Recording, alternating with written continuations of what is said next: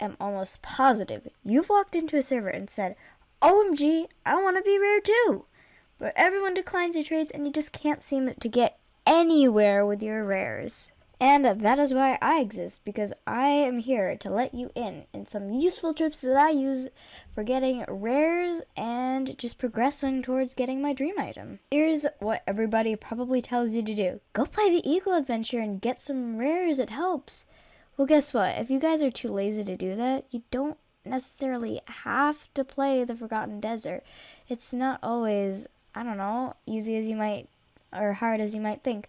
But trust me, you can get some pretty decent rares. If you go find some videos out there, you will be amazed at what people get. It is just ridiculously insane. If you're like me and you really don't want to have to waste that time, there is an easier way. But be wary, because sometimes people will accuse you of like being overly overusive about it.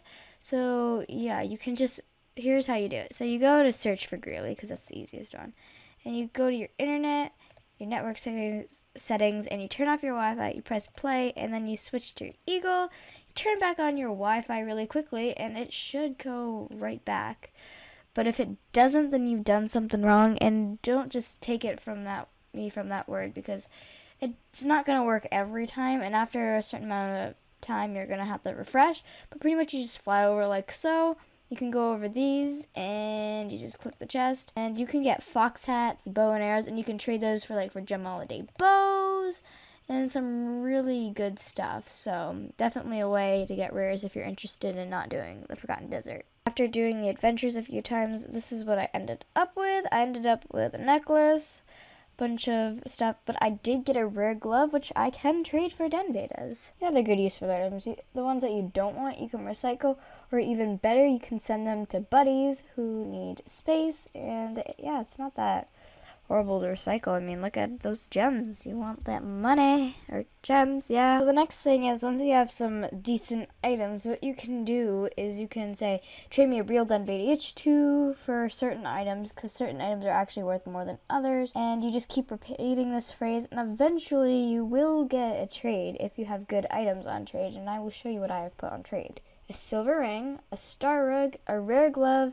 a flaming jack-o'-lantern mask, a rare hockey mask, and a beta porch swing. So usually you can get some decent trades for these items, but sometimes it'll take time.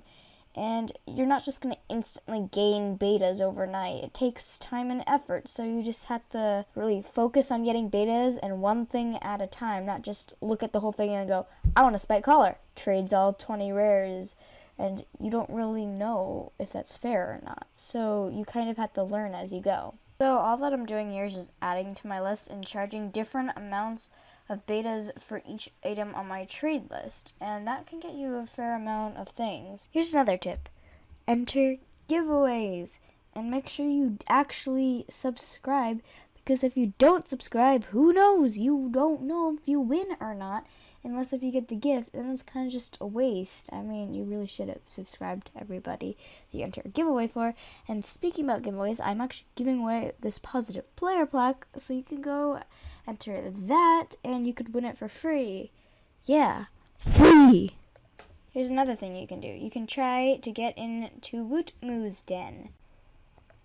And not only by just going to Wootmoo's Den, you will find people that will actually be willing to trade you for certain items.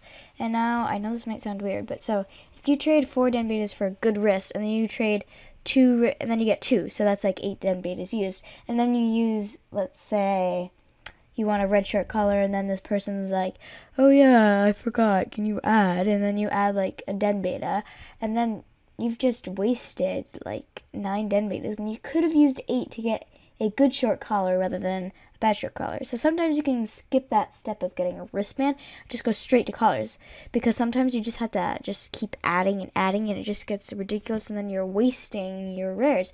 So you kind of have to think about that. And if you're thinking right, what you can do is you can just totally like 3 short collars for your orange long, and then trade each for 8. Wow, look at that! You've just generated yourself like a ton of den betas that can get you a purple long now, because people will trade like 20 den betas for purple longs.